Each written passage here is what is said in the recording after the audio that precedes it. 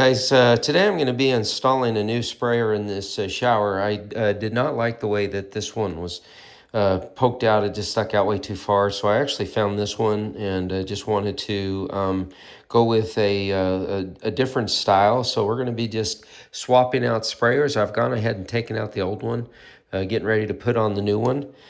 This one has kind of a square escutcheon that's going to go over that to cover our hole.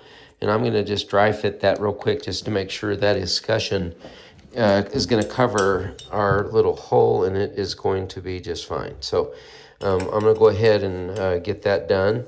So installation of these is actually pretty easy. These are threads that just need to be protected, and the kit that this one came with actually does have a little Teflon tape, and it also came with these little white gloves. I'm assuming that's so you don't mar or mark up your black finish on these. So, and it does look like it is kind of easy to do that. So I'm gonna go ahead and put both sets of gloves on, or both gloves, so I can get that done. Ultimately, you want this to be installed with this part down, because that's going to be the where the sprayer hose comes out of. So anyway, let's go ahead and get started on this.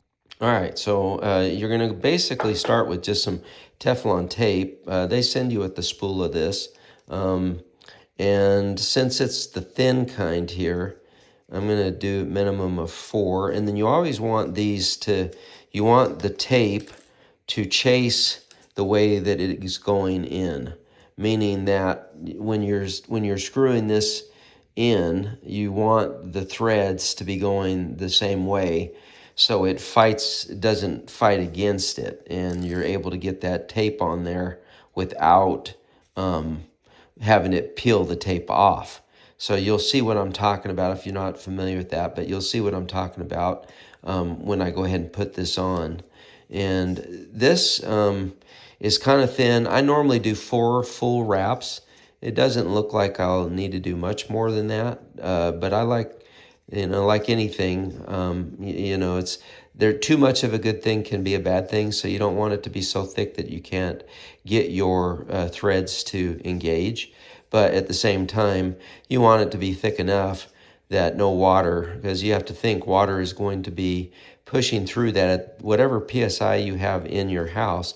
That's what you're going to get here at that. So you want it to be nice and snug in there.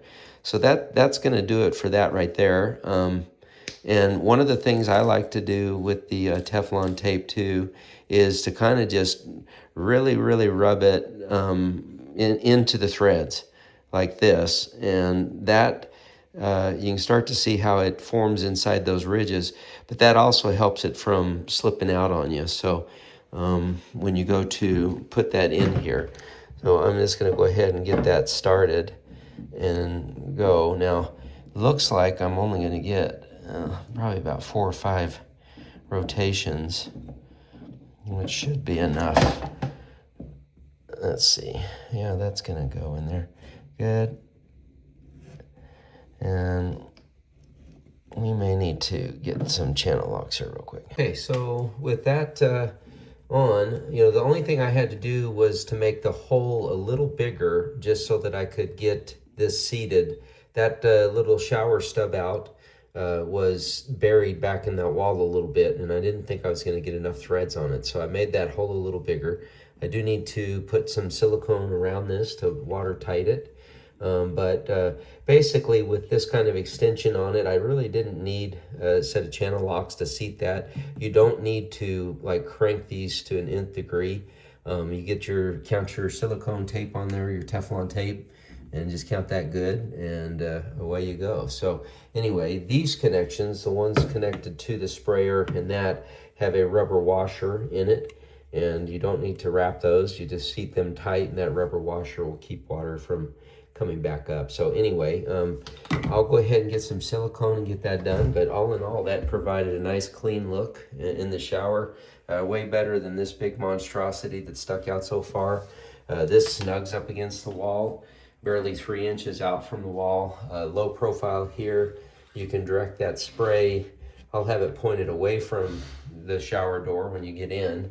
And then obviously you can use that as a wand or however you want it to go. But anyway, a really nice setup. Let me get the water on and we'll test out the spray on this thing. All right, guys, so here it is. That got that sprayer installed here. We'll go ahead and give it a test here. Okay, so that gives you kind of an idea. All directional, functional. This is all metal and lightweight. My favorite thing about this is that it stays low profile up against the wall. You can see that barely sticks out. So if you're in a tight space like this is a good way to work in a sprayer, but without having it stick far out in the shower or be a part of that. I've got this guy up here. So anyway, if you're in the market, this is a good thing to check out. This all metal matte black wand or sprayer for your shower.